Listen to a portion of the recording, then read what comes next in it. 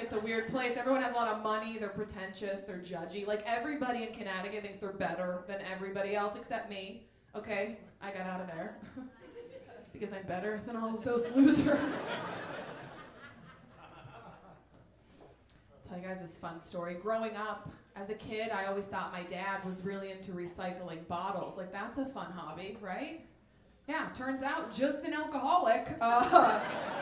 Big drinker. He was a big drinker. You guys know closet drinkers? My dad, he was more of like a basement boozer. Like, I don't know when he needed like more room to do like weird dad dances. He's like, I'm gonna go downstairs and fix the tools. We're like, fix the tools? Are you already drunk? It's Tuesday. I was so young though. I think that's the beauty of being a child. You don't know what's going on. You're so unaware. Because I would see my dad come home from work in the worst mood, right? Super angry. And then he would go downstairs to the basement for like an hour, 2 hours, and then he would pop back up with all this energy, bloodshot eyes, super happy. He's like, hey, do you guys want to rent a movie from Blockbuster? Do you want to get a pizza? Let's party. Woo! I'm like, oh my God.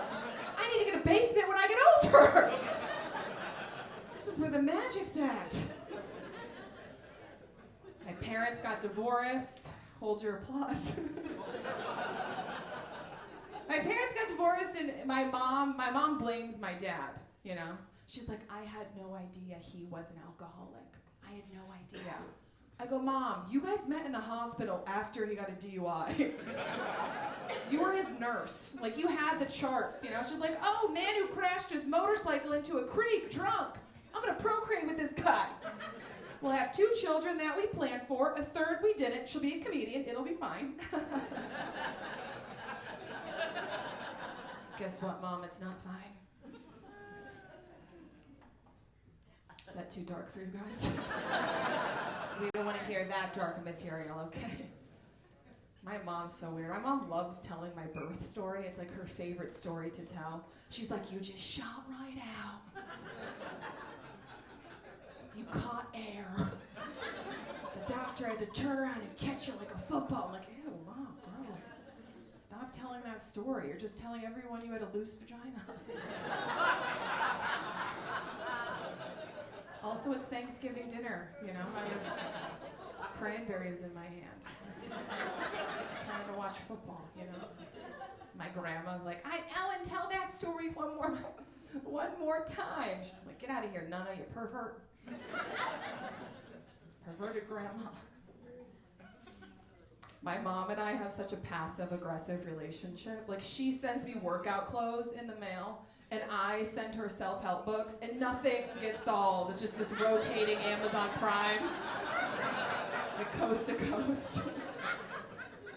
I think I have body image issues because of my mom, because I've always been athletic and muscular. The last guy I dated told me that a farm body, yeah. I thought he said firm body. I was like, ooh, someone's been checking out these calves. He's like, you have animals? Where do you keep your animals?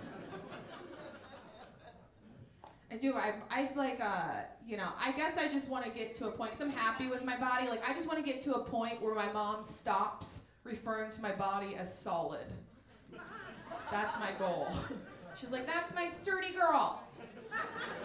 Big bones. She has big bones. I have normal sized bones, Mom. My bones are normal. I went to the doctors. I was like, Doc, what's going on? What's going on with my bones? He's like, ma'am, this is a Planned Parenthood. You need to scoot on out of here. Maybe I can blame LA for my body image issues, because everyone in LA is so thin. They're malnourished. Like, if LA had a slogan, it would be, I don't eat that.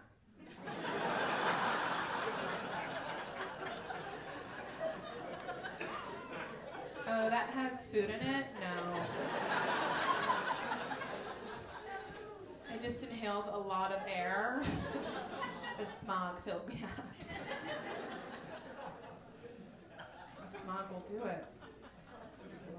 I did go to the doctors recently because I was cramping. I was in so much pain, I thought I was dying. And the doctor was like, you're in a lot of pain because you're ovulating.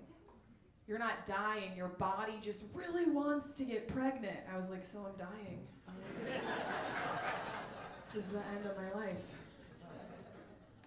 My mom's always trying to set me up with guys from her work. She works in a prison.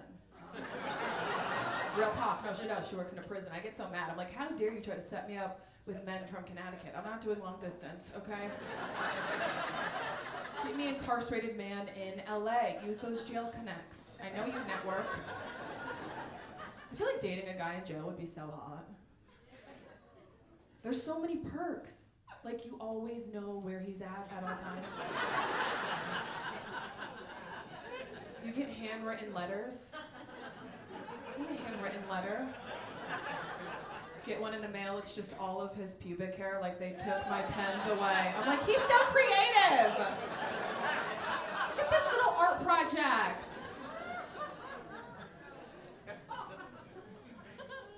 I think someone just said that's really good, or really gross. I'm gonna pretend you said that's really good. That's good, yeah, I'm gonna use that. I have the worst luck with relationships. Terrible. Knowing me, I get into a relationship with a guy in jail, and he breaks up with me.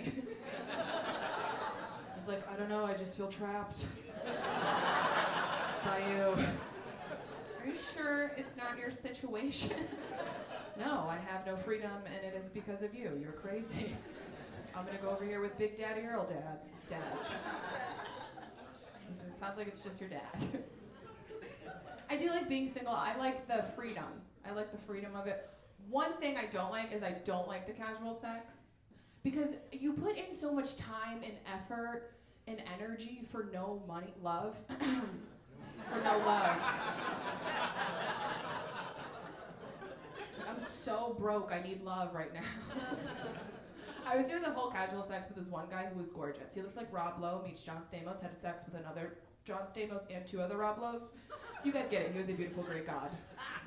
But he was the dumbest person that I've ever met in my entire life. Like, he was so dumb that when I texted him late at night to come over, he responded to me, I'm not a piece of meat. M-E-E-T. You guys know that's not how you spell meat, right? This area laughed, and that area was like, how do you spell meat? They were so quiet. They were like, wait, hold on. Let me get out my phone. Let me spell check. So I corrected him. I wrote M-E-A-T, and then he responded, public school. Like, he just owned it. Like, he wasn't smart enough to come up with an excuse. Like, oh, my finger slipped, or oh, voice to text. He's like, no, I just went 30, 40 years of my life not knowing how to spell me. Blame the public school system. I kept sleeping with him because I don't have a father or healthy boundaries. Hold your applause, thank you. This guy was so dumb that even his dirty talk in bed was stupid. I swear to God, we're having sex and he starts saying this. He starts going, do you like that dick? Do you like that dick? Do you like that dick? Do you like that dick? Do you like that dick? I go, ew, gross, can you switch it up?